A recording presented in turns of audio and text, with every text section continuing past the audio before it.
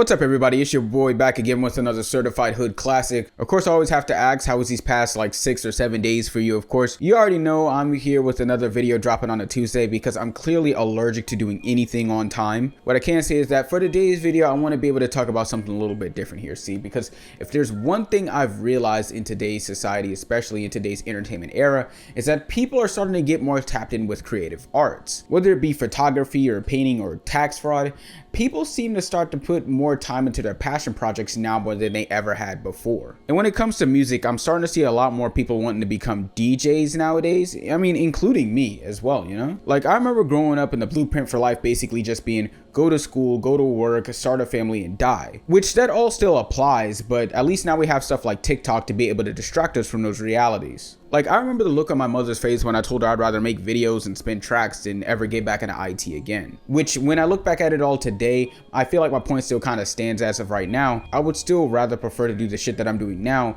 than ever want to get back into the STEM field. But I guess we'll never know how much this paid off until I'm 30 and I'm wondering how I'm going to pay my bills. But to get back into DJing, the reason why I think a lot of people want to get into this profession is because I feel like we as people, especially after COVID, we have became a lot more musically eclectic. And then you mix that in with this sort of newfound freedom that we've gotten after COVID, and now you have your roommate thinking that they can spin at a boiler room 1 month after buying their first controller. Now, as I said before, I also do DJ. Now, do I like it? Yeah, sure, it's great. But is it sustainable?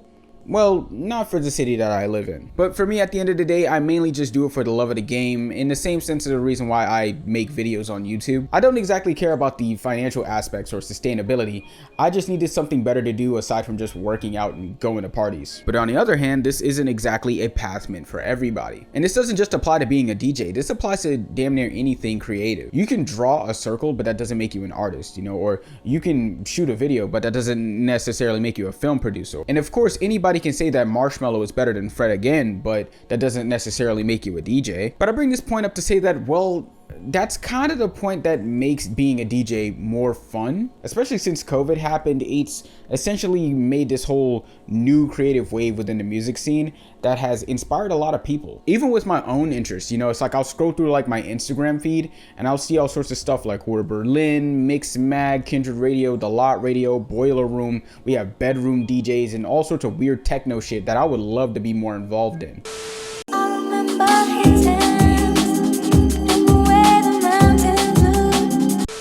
Unfortunately, I live in a city in which these sort of outlets are kind of hard to find unless you actually know somebody within the scene. So I guess it's more like a good luck actually trying to find that, you know? But I guess my point at the end of the day is that we need more shitty DJs, you know? We need more deluded minds. We need more people who can only spin shitty EDM in a room full of people awkwardly standing around each other and just shifting around back and forth. We need more bedroom DJs mixing modern hip hop with 90s R&B samples. We need more people like that to help us broaden our music horizons and to be able to help us stand out and essentially be better than them. Like, if I was president, I would give everybody a drum pad and force them to play hot cross buns until their fingers fall off. Like, even just the craft of being a DJ just interests me so much, you know? Just knowing what kind of music to play, just knowing the BPMs, and just really getting into your music bag to really just find the most unique shit that you can play that'll still slap at a party. And it's like, well, you can learn the fundamentals all day. At the end of the day, what makes a DJ truly good, in my opinion, is the fact that they can be able to find their own method to be able to make the most memorable experiences at their events and their sets. It's like in the same sense as like being a YouTuber, you know?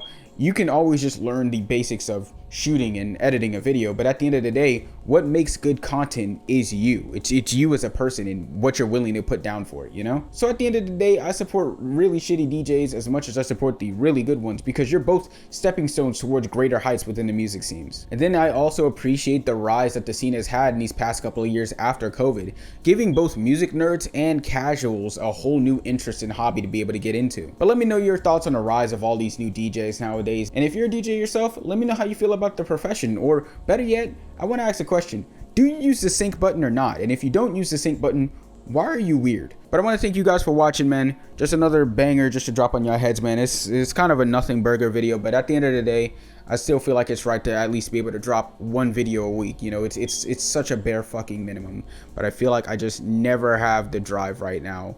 But I'm doing all that I can. But at the end of the day, I love you all, and thank you so much for supporting me, man.